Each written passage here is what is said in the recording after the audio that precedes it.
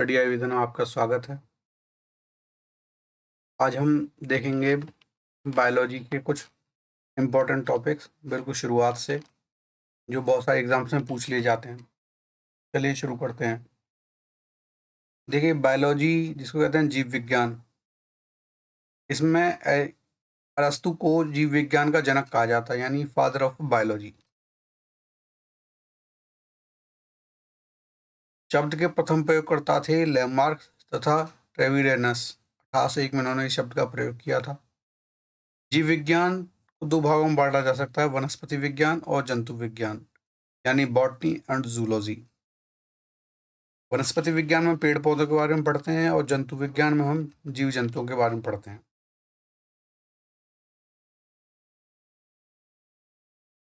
यहाँ पर दे रखा है हमें जीव विज्ञान की शाखा का नाम और उसे संबंधित शाखा के जनक, यानी फादर ऑफ बायोलॉजी ये हैं Aristotle. Father of natural history ये हैं एरिस्टोटल। Father of botany थियोफ्रस्टस।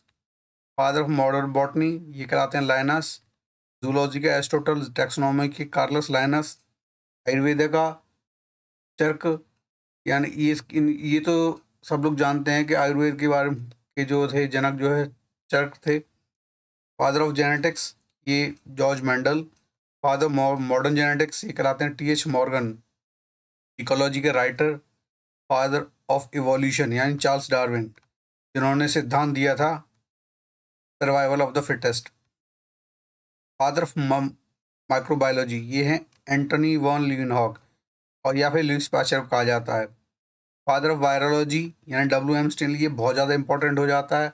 इस प्रकार आज जो है कोविड का दौर है उसमें ये बहुत ज़्यादा इंपॉर्टेंट है। Father of bacteriology Robert Koch को कहा जाता है। Father of modern embryology Karl Ernst von Baer को कहा जाता है। फादर ऑफ मेडिसिन इनको हिप्पोक्रेटस कहा जाता है। जो डॉक्टर्स जो आरएक्स लिखते हैं, मेडिकल का पर्चा जो पर्चा बनाते हैं, शुरू में वो इसी की इसी की शपथ दिलाई जाती है, हिप्पोक्रेटस की। फादर ऑफ म्यूटेशन यानी कुछ जो बदलाव आता है किसी जीन के अंदर, वो उनके फादर ऑफ म्यूटेशन कहा जाता है, ह्यूगो डी व्राइस को। आगे चलते हैं। जीव विज्ञान की शाखा का नाम और ये संबंधित शाखा के जनक, इसमें पहला है फादर ऑफ कंडीशनल रिफ्लेक्स, यानी इवान पावलोव। इवान पावलोव ने एक बहुत बड़ा एक्सपेरिमेंट किया था, जिसमें उन्होंने एक कुत्ते के सामने पहले घंटी बजाई, उसके बाद उन्होंने उस कुत्ते को क्या कहते फिर रोटी दिखाई। उसके बाद उन्होंने ये एक्सपेरिमेंट कई बार बार किया। उसके बाद उन्होंने खाली घंटी बजाई और रोटी नहीं दिखाई, तो कुत्ते ने सोचा क्या कहता अभी बंदा क्या कहता है रोटी देगा। तो ये उनका एक कंडीशन ऑफ रिफ्लेक्स था इवान पावलोव का। दूसरा है फादर ऑफ एंडोक्रिनोलॉजी यानी Thomas Addison. Father of immunology Edward Jenner. Polio के फादर कहा जाता है जोनास साल्क। कीमोथेरेपी यानी जो कैंसर में जो हम इस्तेमाल करते हैं कीमोथेरेपी, उनका जनक कहा जाता है पॉल एलरिच को। और जो सर्जरी की जाती है, father of surgery and plastic surgery कहा जाता है सुसूत्र को। इन्होंने सबसे पहले लॉकी वगैरह पर उन्होंने शुरुआत की थी। फादर ऑफ क्लोनिंग यानी क्या कहते हैं एक जैसे ही बंदा दूसरा बना देना, वो फादर ऑफ क्लोनिंग वो क्लोनिंग कहलाता है। तो फादर ऑफ क्लोनिंग क्या कहलाए, एन विलमट। आगे फादर ऑफ डीएनए फिंगरप्रिंटिंग है, गैरोड को गैरोड जो है कहे जाते हैं। फादर ऑफ जेरोंटोलॉजी यानी वृद्धावस्था के बारे में जो पढ़ाई करते हैं, वो उसमें जो फादर ऑफ जेरोंटोलॉजी वो आते हैं कोरनचेवस्क। एंटीबायोटिक्स से फादर अलेक्जेंडर फ्लेमिंग को कहा जाता है। एपिडेमियोलॉजी के फादर जो है जॉन स्नो को कहा जाता है। जेनेटिक इंजीनियरिंग की पॉल बर्ग को। ब्लड सर्कुलेशन की जिन्होंने खोज की वो है विलियम हार्वे। और इलेक्ट्रोकार्डियोग्राफी यानी ईसीजी को जो करते हैं, यानी हार्ट का जो ईसीजी होता है, यानी हार्ट में कुछ प्रॉब्लम आई है तो उसके बारे में डिटेल से हमें पता लगाया जाता है, वो इलेक्ट्रोकार्डियोग्राफी होती है वो। तो उसके जो फादर हैं वो यानी फादर ऑफ इलेक्ट्रोकार्डियोग्राफी कहलाते हैं एंथोवन। फादर ऑफ ब्लड ग्रुप यानी कार्ल लैंडस्टीनर को कहा जाता है। आगे चलते हैं। कुछ यहाँ पे कुछ एग्रीकल्चर के नाम दे रखे हैं। जैसे पहला है एग्रीकल्चर, एपीकल्चर में मधुमक्खी पालन कहा जाता है। दूसरा है एवीकल्चर यानी पक्षी पालन। फिर है पीसीकल्चर मछली पालन। सेरीकल्चर रेशम कीट पालन वगैरह जो, तो वो। फिर है सिल्वीकल्चर यानी वन संवर्धन कहा जाता है इसमें। ओलरिकल्चर सब्जियों की कृषि को कहते हैं। हॉरिकल्चर कहा जाता है बागवानी को। पोमोलॉजी कहा जाता है फलों की खेती को। विटीकल्चर कहा जाता है अंगूर की खेती को। एग्रोनॉमी कहा जाता है फसलों की खेती को। आगे देखते हैं। अब ये है जीव जंतुओं का विकास क्रम किस प्रकार हुआ था। इसमें जो है, एक मिनट, ये नीचे चला गया।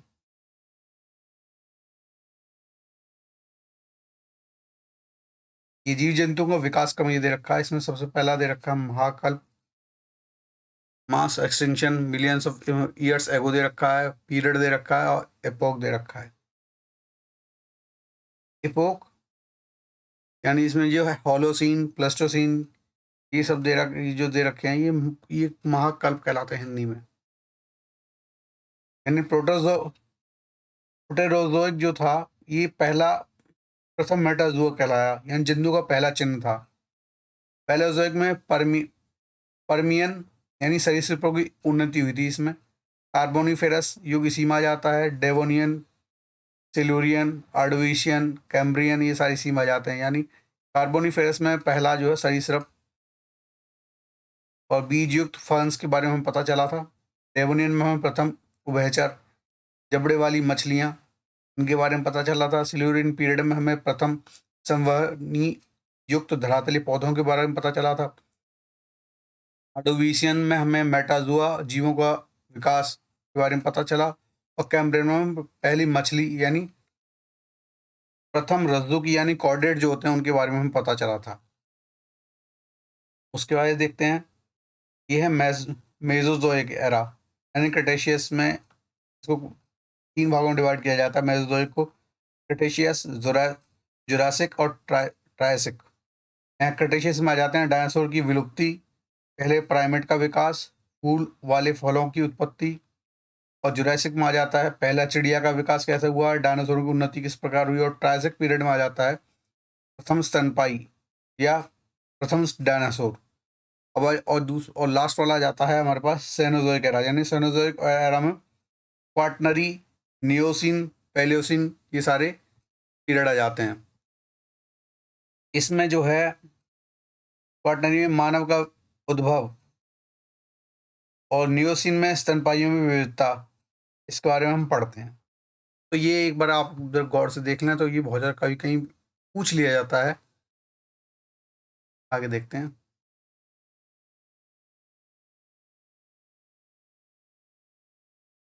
ये देखिए फील्ड ऑफ स्टडी, यानी ये बायोलॉजी यानी जीव जंतु, इसको हम कई भागों में डिवाइड कर देते हैं।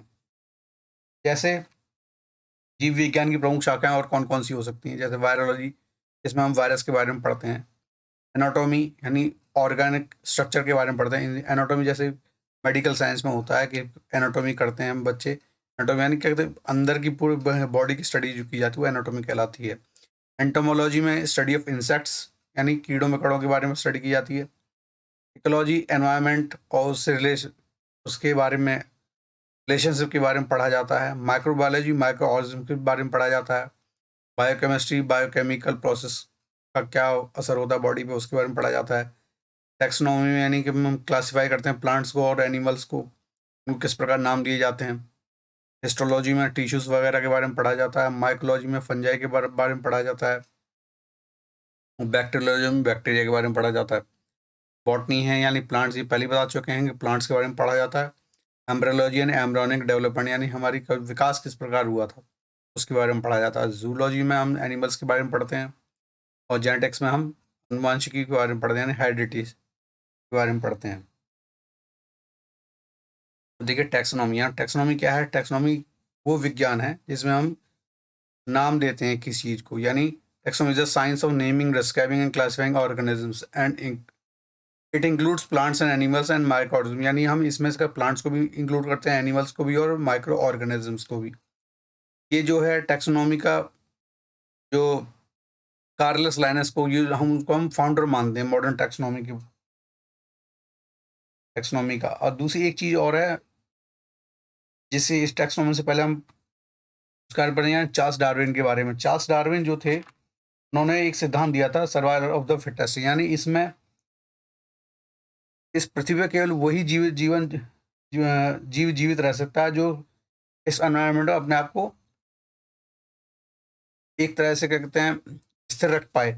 यानी जैसे क्या कहते हैं पहले के जिराफ जो था वो उसकी गर्दन इतनी लंबी नहीं हुआ करती थी, यानी वो जो घास की उपलब्धता से अगली टांगों और गर्दनों से कम उपयोग के कारण इसके अंगों की कम लंबाई थी। धीरे धीरे क्या हुआ, जब नीचे की चीज़ें खत्म होने लगी तो क्या कहते हैं जिराफ जो है ऊंचे पेड़ों की तरफ चलने लगा। तो इस प्रकार उसकी गर्दन में धीरे धीरे लंबाई आने लगी। तो ये क्या है कि लैमार्कवाद के अनुसार अंगों के उपयोग का अनुप्रयोग का प्रभाव, यानी जिराफ के उद्भव विकास का क्रम इस प्रकार हुआ। यानी पहले वो घास खाता था, धीरे धीरे धीरे वो पेड़ों की तरफ चला गया तो उसकी गर्दन उस प्रकार लंबी होती है। यानी ऊंचे वृक्षों की पत्तियां खाने के लिए अगली टांगों व गर्दनों का अधिक उपयोग होने के कारण इन अंगों की लंबाई अधिक हो गई। आगे देखते हैं।